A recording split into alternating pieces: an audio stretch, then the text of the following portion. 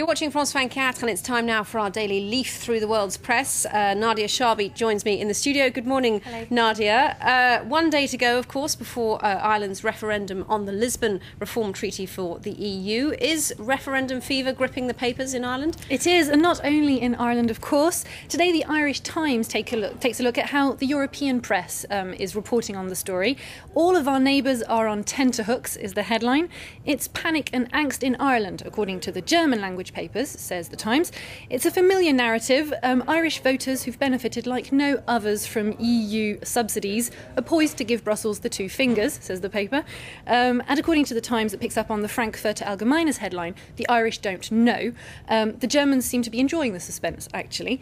In Austria, the papers are impressed by the energy of the No Camps campaign, likening the Irish unyielding resistance to the treaty to the adventures of Asterix and Obelix, the cartoon. And the French papers don't see an alternative to accepting this treaty. And journalists clearly understand that many Europeans are angry with Europe. Meanwhile, in Denmark, a conservative paper predicts a successful outcome in the referendum, no less. In France, we have Daily Libération that takes a look at the yes-no war on the net, this time in Ireland, so back and forth. Ireland, the Lisbon Treaty is good business for the web, is the headline. According to the paper's special correspondent in Dublin, every last vote is up for grabs on the net, while the yes camp gives 7 good reasons to vote for the treaty. The no camp gives 8, so that's the kind of warring.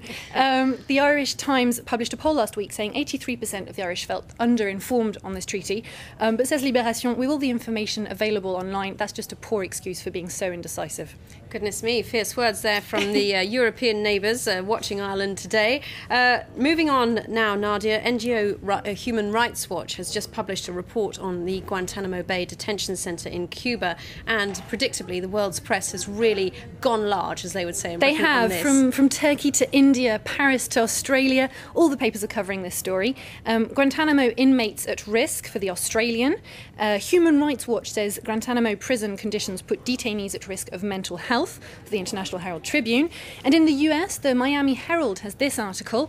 Human rights groups say prison camps conditions put detainees at risk. There's a rare photograph of the inside of the prison there as well. According to Human Rights Watch, Guantanamo Bay's 270 detainees are at increasing risk of mental illness because they're held in isolation. Most of the men, none of whom have been convicted so far, are worse off than the convicts at the highest supermax security prisons in the US because they're being held up for 22 hours in isolation every day.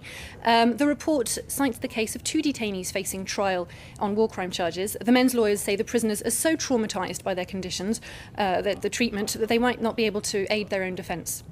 Right, Nadia, moving on to football, just because we have to. Sweden, of course, is flavour of the month in the papers today. Absolutely. According to The Independent, Ibrahimovic's thunderbolt has Greeks in shock. This was the worst game of the tournament so far, opens the article, but it was redeemed by the best goal. And the Swedish dailies couldn't agree more, of course. The headline of the Expressen says it all. Zlatan better than Zeus, that's the player who scored.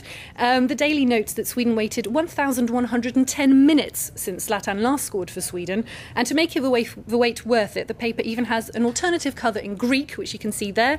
No one in the newsroom actually speaks Greek, so we'd be very grateful for a translation there, but we're guessing it basically goes, na na na na na, something like that. Yeah, probably like that. Okay, well, we've just got 2 seconds to show you the French First Lady, as you may not have seen her before. That's in the cover of the Figaro today. That's Carla Bruni, who will be releasing her album in July, and it's called, Nadia? It's called Comme si de rien n'était, as if nothing had happened. But, of course, a slight marriage has happened in between, so that means it might be a bit of a bestseller, or maybe not, who knows. But thank you very much indeed, Nadia Sharbit, for that review of the world's press. Stay tuned to France 24.